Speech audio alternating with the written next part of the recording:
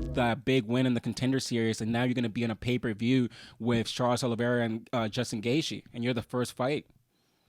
Well, I mean, that's pretty cool, man. I mean, to have my first fight in the UFC under a pay-per-view card in an arena like that, Yeah. that's pretty. I mean, definitely better than the Apex for sure. How is your training changing now that you're fighting with the UFC? Does it change at all, or?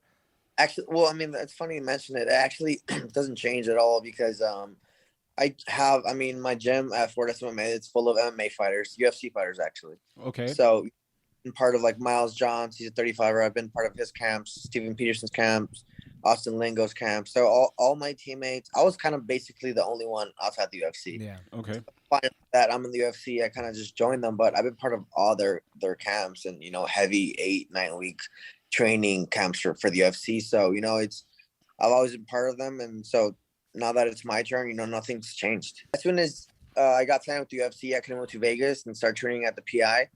And there's a bunch of pros there. I guess you can go in, get work, but I don't really like that. I mean, going to spar with people you don't really know and not comfortable with. We don't really like that.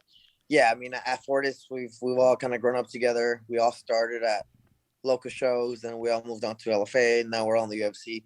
So I've been sparring with the same guys for about 6-7 years already, and yeah, I mean that's how I like it. I'm not gonna train. I don't trust. Exactly, Yeah, and that's the point. Is that man, you're set. So that's awesome. That's a blessing right there. Let me ask you a question here. Are you a fan of the sport? Oh, MMA? Yeah, because a lot of fighters, like I know Max Holloway, he doesn't watch the sport a lot at all. I am. I mean, if there's there's a Cowboy game, something like that, I'll definitely choose football or But the that's Mexican. Dallas. Yeah. Okay. Yeah. You gotta rep them. Yeah. Playing, I'll probably watch that. I only asked because last Saturday we had the Bantamweight champion Aljamain versus Peter Yan. Did you get to watch that fight? Yeah, no, those fights I watched. Okay, so what you think about that fight? I actually thought Sterling. I thought it was a fair decision. I don't think it was a robbery. I think he clearly won those 2 rounds. Jan clearly won 4 and 5. That first round was pretty boring, which it was gonna come up to that round, and that was the first boring round. I mean, I don't know what. I think Sterling kind of edged him out on that first round, and he took the fight. But a robbery, definitely not. Yeah, I agree. Yeah, it's almost like he kind of did what he had to do. I think so too. He actually surprised me. He took it. Oh, to me, Jan us too, man, us too. One of those rounds could have been a 10-8. And I would have, gave him. You really think that second round could have been a 10-8? I definitely do think so. I thought one of the refs was for sure going to give him a 10-8 because he took his back, I think, what was the first minute? And it was like 4 minutes control time.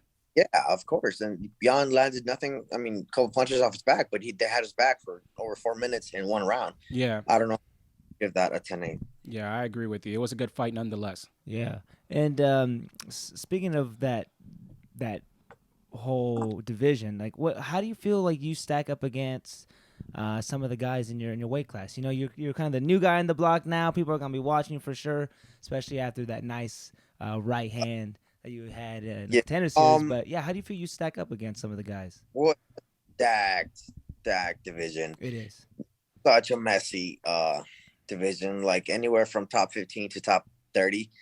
Like any of those guys, could be in top 10. I think in that division we have about 30 guys that could easily be top, and it's crazy. But the fact that it's super stacked, I don't want to go in here and I know my place. I know my place. I just got signed. I got a big knockdown in the Contender Series, but I need to prove myself in the UFC, and that's what I'm trying to do. My 7th, man. I can't wait to go in there and get the job done. And mess up that division even more. It's a mess, and I can't wait to fuck it up even more. There we go. That's what I like to That's hear. what's up. How do you see this fight finishing? You against Nuisance? I mean, in a perfect world, I'm gonna catch him. I'm gonna catch him with my right hand or my left hook, and he's gonna go down, and I'm gonna finish him down just how I did in the Contender Series. That'd be in an ideal world, but I mean, everybody's tough in the UFC. Everybody's so tough. I gotta be careful. He has an extremely right hand. And it's a very underrated right hand he has, but it's that right hand is heavy, and if he touches you with the right hand, you're gonna go down.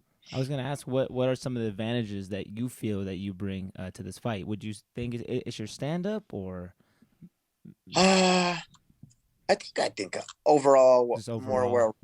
I think I'm just more athletic. I think I just want it more. I think I'm gonna impose my will. I think I'm better at him than to impose my will on him.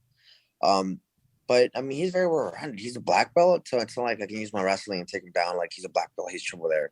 It's not like I can be reckless standing up and Yeah. usually what I do, but I can't be too reckless. He has a right hand that knocks people out. Yeah. Extremely well rounded, so I definitely have to be careful there everywhere. But I do think I'm the better fighter. I think I'm more athletic, and I think I'll impose my range and my volume on him. Seems like you know a lot about your opponent. Are you the type of fighter that does homework on your opponent before fighting them, or you let the coaches worry about that? No, I mean I do my due diligence, but nothing crazy. Like I saw his first, like when I signed the contract, I saw his first fight. The one with Randy So Costa, no, he fought. What did he the fight? fight before that, right? The when the one Ramos. the yeah, Remember Billion that went 3 rounds. okay, okay. Yeah, he fought that one. I saw that one. I saw, of course, I saw a little bit of his knockout he had against Pilarte, and one of his wins it gets overlooked because it got overturned to a W because he tested positive for weed. Oh So Uh, wow. a lot of people are like, "Oh, he's in a 3-5 losing streak." I'm like, "Well, no, he didn't. No, he's not. He just knocked out Pilarte in 40 seconds."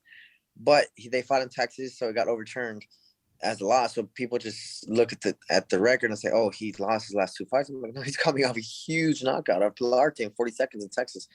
So I'm telling you, he's experienced. He has 3 fights in the UFC. He has big power. So I'm definitely being careful. But yeah, I mean, like I said, I saw his fights a couple times, and after that, I haven't been back and watched anymore. I'm just worrying about myself and perfecting my style.